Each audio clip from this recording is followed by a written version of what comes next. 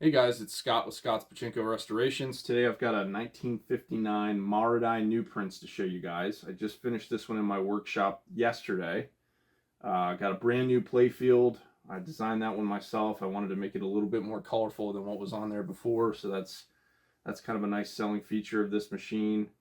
Polished out all of the aluminum pieces here on the front to make them nice and shiny again. Reclaimed the chrome as best as I could on this machine. This frame was pretty rusty, so if you want to, I guess you could take this off and repaint it or rechrome it if you wanted to, but I wanted to leave that up to the future buyer of this machine to do if they feel like it. But yeah, the wood is totally refinished. I stained and polyurethaned it, so that's why it's got this super nice dark color to it. It's super smooth. Sanded it, stained it, and then polyurethaned it twice, so it's pretty nice. Kind of a neat selling feature on the back of this one here. This actually has cast aluminum rear mechanics pieces that I've never seen before. It's got two here and one down here, so that's kind of an interesting thing that I have not seen before. So this machine's a little bit unique. The last time I sold one like this, I kind of put this little advisory in the listing.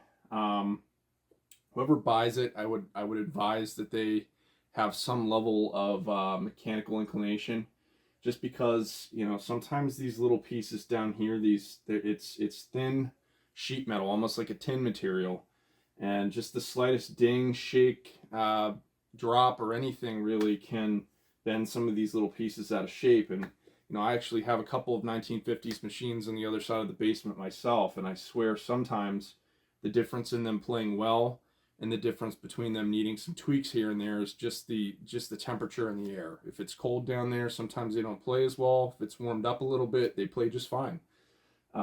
So if you're a mechanically inclined person, this machine is for you.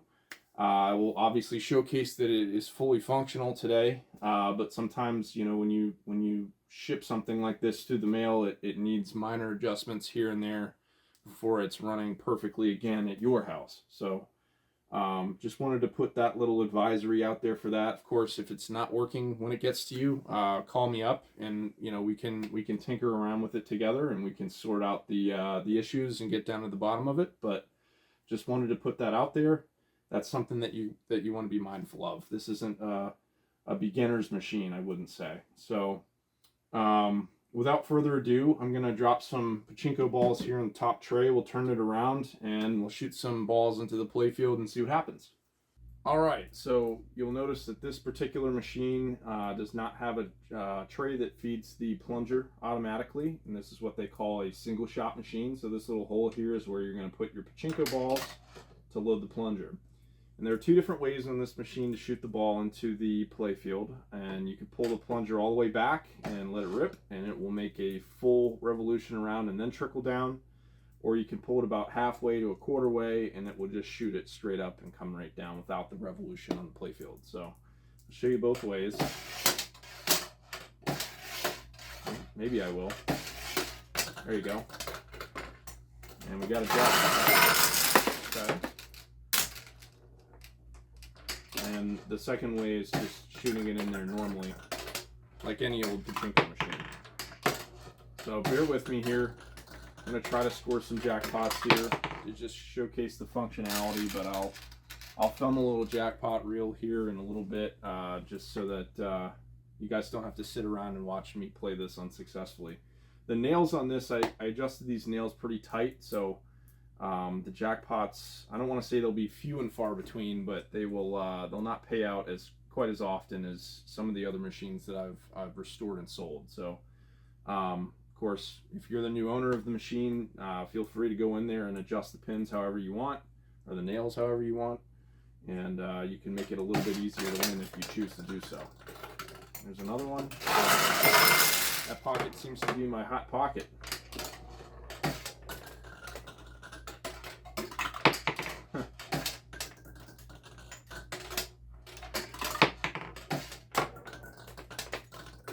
There it goes again. And another cool feature on this machine here you'll notice this little front window here, and what this little front window is for is if you scored 2 jackpot balls at the same time, the way the back mechanics are set up, it will only do 1 ball at a time. And if it both come down the seesaw at the same time, it will deposit the second ball into this little tray here in the back that you can see through this little window. And the way that you would score that jackpot is this little white button here. Press that up slowly, and you can see this little green ramp rise, and that will score your jackpot. So I'll make sure that I showcase that on the back of the machine when we get there.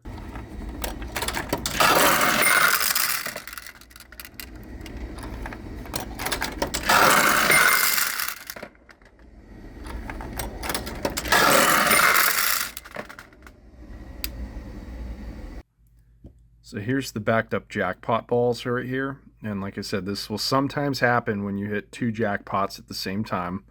And you'll be able to see them in that little tube there in the front of the machine.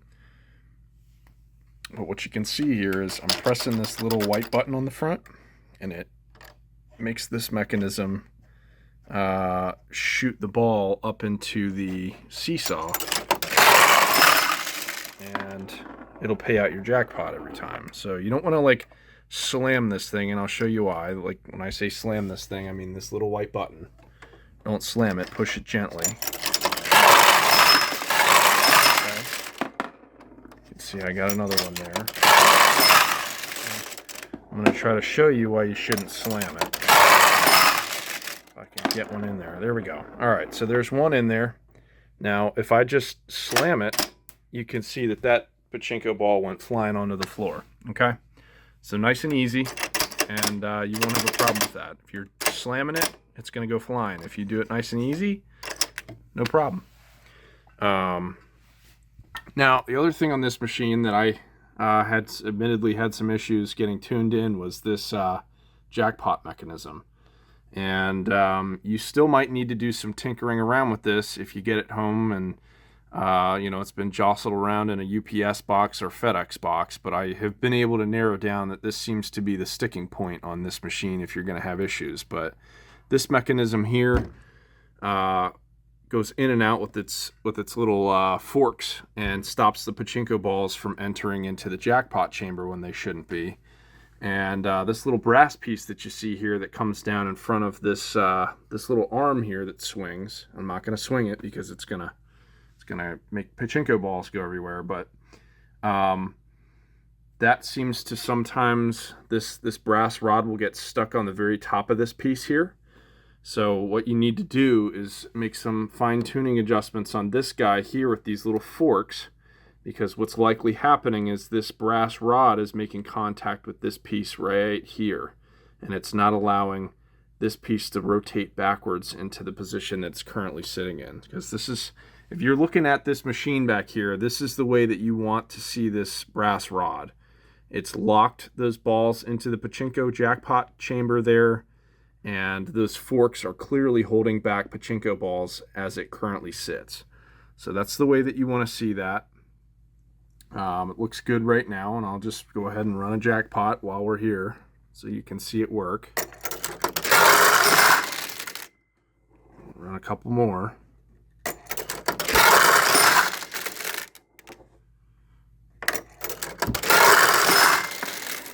So this is what you want to see when you're fine-tuning some of this stuff.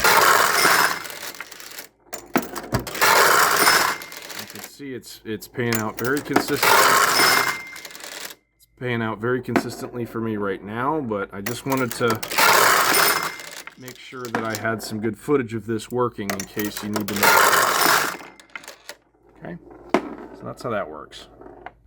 All right, so I opened up the front door on this machine because I thought this would be the faster way to exemplify how the jackpots pay out. So we'll start with the top new prints pocket, and this will open the left bottom orange tulip.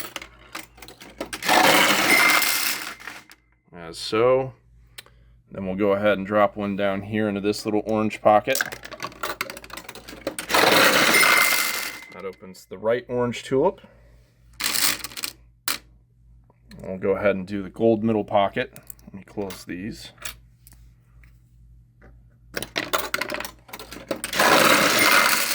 That one also opens the bottom right tulip. We'll hit all three of these metal ones.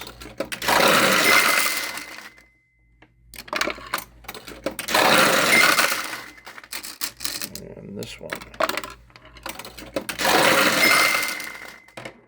All right. So that just kind of shows you how all the different pockets function.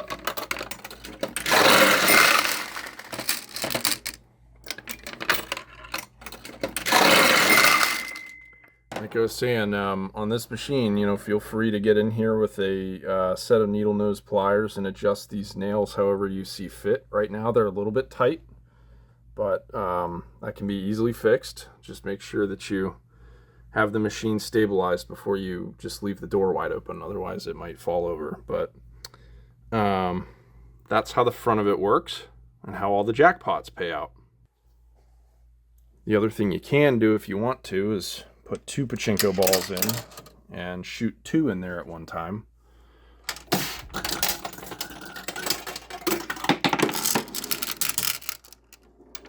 see if I can get a jackpot with 2. Close, but no cigar.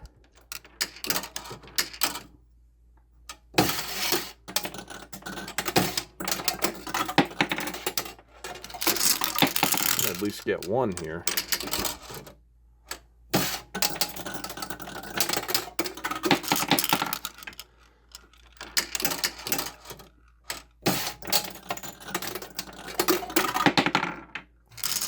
Nothing. Oh, right down the pipe. How about that? Nice. Yeah, 2 at a time isn't a bad way to do it.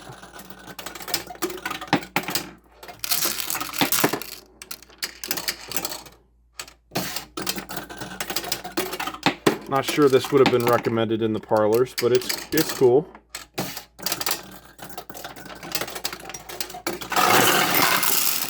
think that one went into the center crown pocket there. All right, let's see if I can get both of these orange tulips with 2 pachinko balls here. Oh, nope. And I'm just going over the very basic stuff here, but this little loop here, you pull that and it will open the front of your machine up here. I'm not going to swing this open too wide because I don't have feet on this machine, but that will open up and give you access to the front playfield. And then to close it, it's just a simple snap shut. And again, that's just this little piece right here. Just a nice little tug in the upward position. You can see that that has jarred the door open. So that's how that works. So I think that'll just about do it for this video here on the 1959 Marudai New Prints. It's a beautiful machine. It'll be a really nice addition to somebody's collection out there. Just again, I would recommend this machine to somebody who is mechanically inclined and can tinker around with things here and there when they need to be tinkered with. That's just the nature of some of these machines with some of the metal pieces on the back. And as you saw, this isn't some metal pieces on the back, it's mostly metal pieces on the back. So sometimes just a little bump in the wrong direction and those machines can get knocked out of whack and they won't function as they should. But should you have any questions or comments about this machine, YouTube comment section, I'm going to link my Facebook account that you guys can message. I'll also put my link to my website, and on there I've got a contact me page. That's where all my contact information is. Feel free to reach out via email, call me, text me, however you want, and I'll get back to you as soon as I possibly can. Next video I think I'm going to film is going to be on a personal collection machine that I just picked up, and Shane York out in Washington just shipped this one to me, and it's a 1940s Pachinko machine. I don't know the manufacturer, there's no real name on it, but I'll make sure I film some kind of a video for you guys on that one sometime this week. I turned the first screws and pried the first nails on it just last night, so it'll be a good project. It's going to be a beautiful machine when it's finished, so stay tuned for that video. And yeah, thank you guys.